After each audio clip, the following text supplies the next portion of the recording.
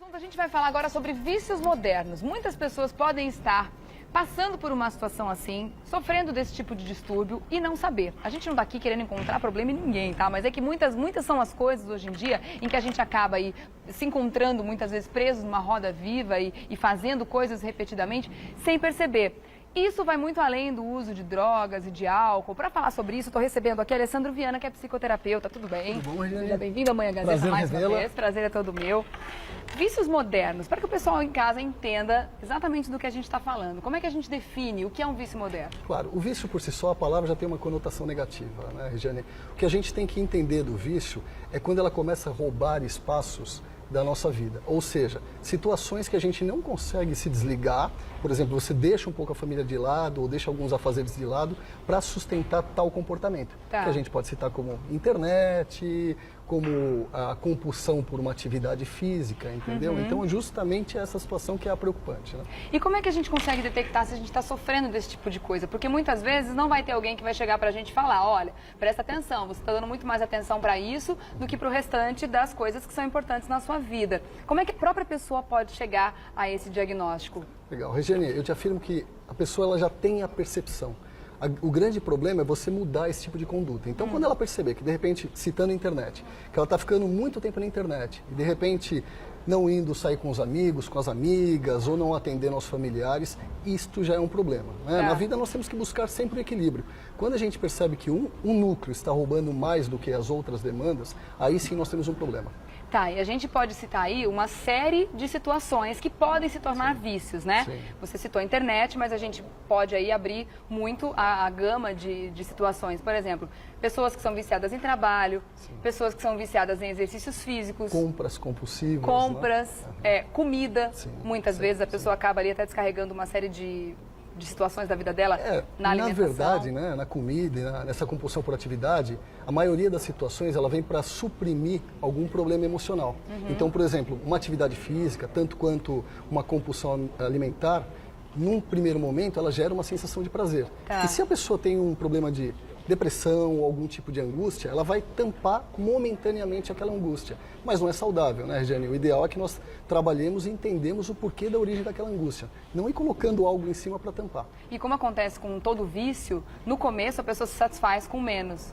Ao longo do tempo, quanto mais a pessoa fica, menos satisfação ela tem, né? Sim, você sabe que eu estava lendo uma pesquisa que cada vez mais aumenta o índice de jovens com problemas financeiros, né, com problemas no nome, já o famoso nome sujo, justamente por uma compulsão por comprar.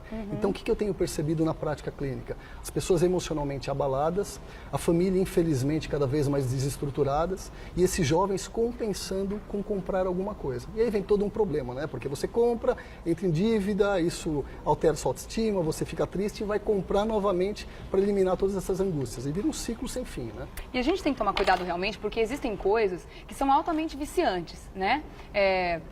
Trabalho, sei lá, tem coisas que na minha opinião, assim, não são tão viciantes, não atraem tanto. Para outras pessoas, claro que isso vai variar de acordo com cada discernimento, com cada pessoa. Mas, por exemplo, internet, como você citou, videogame, né?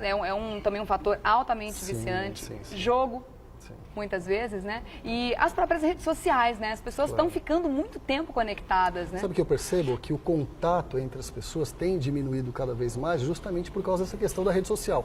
Eu imagino que você tenha, é extremamente prazeroso você ter um contato, mas um contato pontual, né, Regiane? A gente tem que desenvolver, quer dizer, retomar aquela situação de você ter os amigos, você ir até os amigos, recebê-los, aí sim a gente está falando do equilíbrio. Tá. Quando você começa só a internet, ou só comprar, ou só trabalhar, opa, alguma coisa está errada. E o corpo e a mente vai gritar lá para frente, com certeza. E normalmente essa pessoa consegue perceber que ela está passando por isso?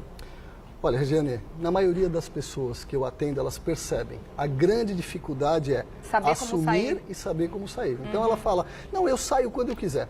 É que nem o discurso da pessoa que tem algum problema com drogas. Né? Tá. Não, eu tenho controle, quando eu quiser eu paro. Mas não para nunca. Então ela tem a percepção, só que o sair, na maioria das vezes, precisa de uma ajuda.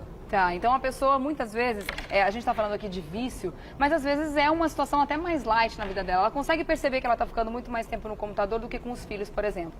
Ela pode, no primeiro momento, então, tentar mudar essa situação por si só, sem precisar de uma ajuda. Não percebendo, é interessante que ela procure, claro, então, o que eu acho assim, sempre ideal, o que eu falo, quando você perceber que tem algo errado, já é a hora de você intervir de alguma forma, né? Tá. O primeiro movimento é nós tentarmos mudar.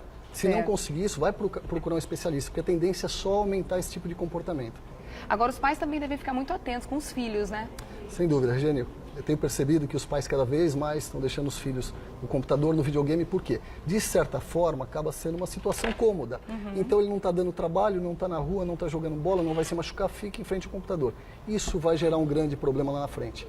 Estou percebendo cada vez mais crianças, adolescentes, emocionalmente frágeis. E isso, mais para frente, vai cobrar, porque a sociedade nos cobra um relacionamento com pessoas. Claro. A profissão vai cobrar isso também, né?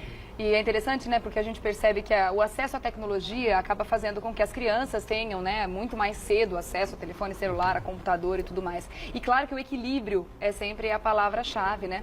Uma vez eu vi uma reportagem de meninas de, sei lá, 9 anos, 8 anos, que eram completamente viciadas em SMS. Elas mandavam centenas de SMS por dia. E o número, eu não me lembro do número agora, mas o número era tão impressionante que você não consegue imaginar essa criança fazendo uma outra coisa do dia dela. Sim. A não ser mandando. Almoçando, tá lá mandando SMS. Jantando, tá lá. Se bobear até no banho, se não quebrasse o telefone, levava o telefone para debaixo do chuveiro. Então, assim, os pais também têm que ficar muito atentos com todas essas pequenas situações, né? Claro, para detectar e tratar o intervir. Claro, criança e adolescente é produto do meio. Se tem alguma coisa errada, é responsabilidade dos pais, sim. Tem que intervir. Tá né? certo. Muito atual esse assunto, viu, gente? Fica aberto aqui a discussão. Aliás, fica aberto o convite para que você volte mais vezes. Obrigado, sempre um prazer. Muito obrigada, a gente que agradece. Alessandro Viana, psicoterapeuta, que esteve aqui com a gente conversando sobre vícios modernos. Obrigada, até uma próxima, viu? Uma ótima quarta-feira a você.